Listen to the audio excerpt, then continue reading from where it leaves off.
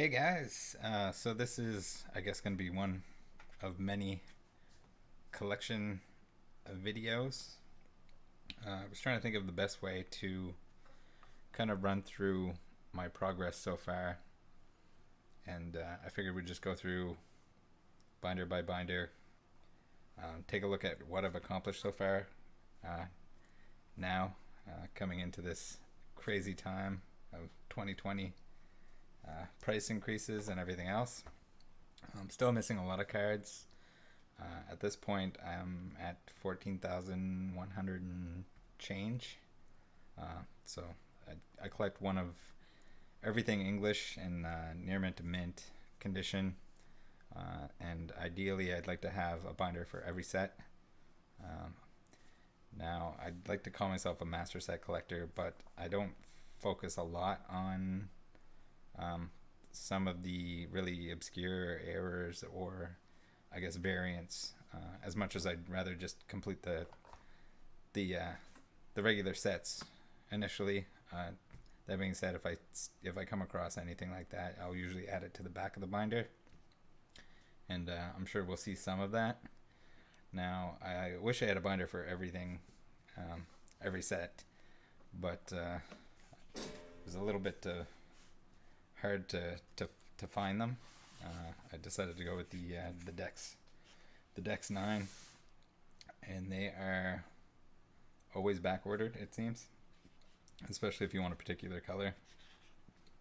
Kind of regret going with this binder over something like an Ultra Pro that probably would have been easier to find, uh, you know, similar color or same color for each and every one. So starting off with the big boys here. We got our first edition base, and then in the same binder, towards the back side, we'll see the Shadowless base set. Now, a lot of these cards actually came from Gary quite a while back. I think probably about half the hollows came from him, and a lot of the uncommons and commons did as well. I would say that a large majority of the stuff that didn't come from Gary was, I think, probably mostly PWCC back in the day.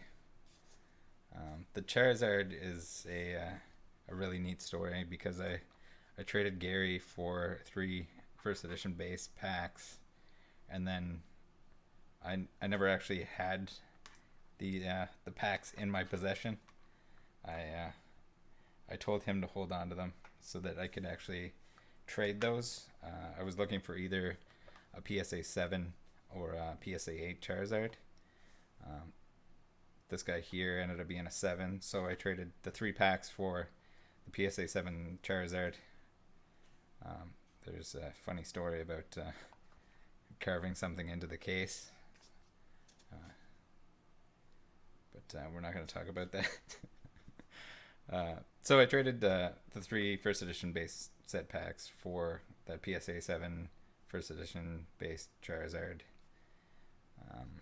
and a bunch of other stuff like some mostly complete hard gold, soul silver stuff, some first edition Neo kind of sprinkled all over the place, just some random cards that I needed that helped with my other sets. So it was probably, I think that's the 2 biggest trades that I've partaken in. So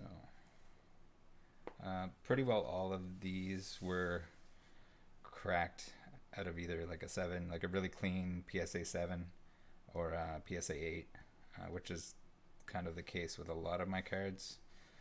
I still don't have the Mewtwo. I kind of like put it off because I couldn't find a good price at the time, and now that not so good price at the time would have been a steal and or a deal at this current time.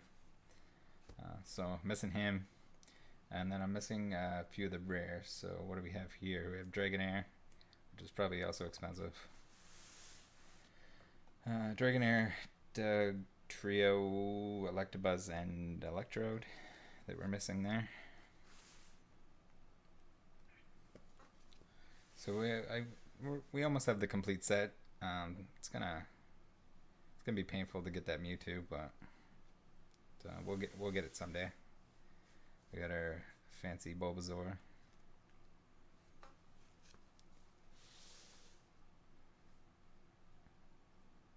Just going through. We got our Pikachu there, and we'll see him again at the end. It's just the yellow cheeks in the main set that I have placed there. I just want to make sure that we don't go by the Vulpix. So the Vulpix is kind of neat because it has that the tramp stamp, and I believe that that came from Gary as well. And as you can see here, we're missing a few of the trainers,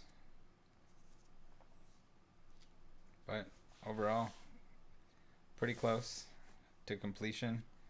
Shadowless not so much, as you can see. Gets a little bare here. Our first edition ends, and then we get into our Shadowless. Really crazy. This was actually a card from my childhood that I didn't find until maybe like a month or two ago. Like, it was in a shoebox with some other random Yu-Gi-Oh cards and stuff from childhood. We got the Shadowless Charizard. This was actually my fiance's when she was a kid, and I don't think she realized what she had there. And I told her, and she said it was a real shame that she didn't save that as like a surprise for Christmas or something like that when I went to visit her family and we found them. So we have a little bit of the Shadowless stuff sprinkled in. Still missing a lot of the hollows.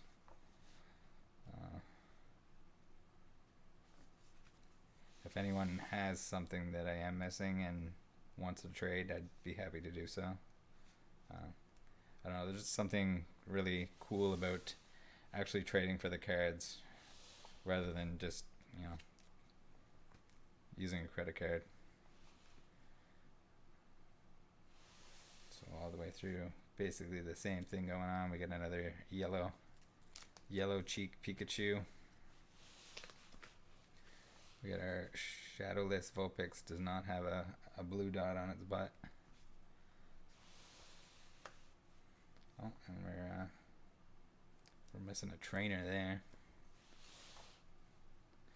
These, I think the majority of the Shadowless cards, I just grabbed them on Troll and Toad. And if they were in good enough condition, I'd toss them in the binder.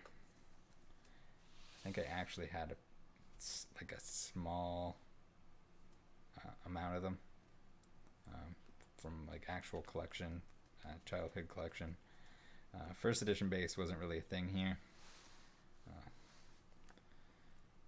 and from the sounds of it, it wasn't really a thing in most of the US either. So here we got the Pikachu gallery. Get our E3 Pika. I guess he should probably be in the next binder, but well, we might have to move him. And then we got a couple of the red cheeks, and I think I got both of those from PWCC, I'm pretty sure. But yeah, and then I kind of spoiled it a little bit, but at the back side of this is all the cases that I ended up cracking. I know people would probably cringe, but I don't know. I'd just much rather have my binder, and this is glue, I swear. But just nice to have a binder to flip through, and have your set all kind of laid out. They're a personal collection. I don't really plan on selling them or anything anytime soon. So this is how I truly enjoy them. So that's what I've done. I've cracked them out of their cases, put them back in the binder where they belong. So hopefully we'll make some progress. I don't know. I'll probably look into doing like a follow-up maybe as I finish a set, which I don't have very many sets complete. I have a lot that are very close, but maybe I'll start making videos as I complete an entire set. But for now, we're just gonna go 1 through, I don't know how many sets there are now, 90. 1 through 90, and we'll take a look at what I have, what I'm missing, and hopefully you guys enjoy looking through it as much as I do.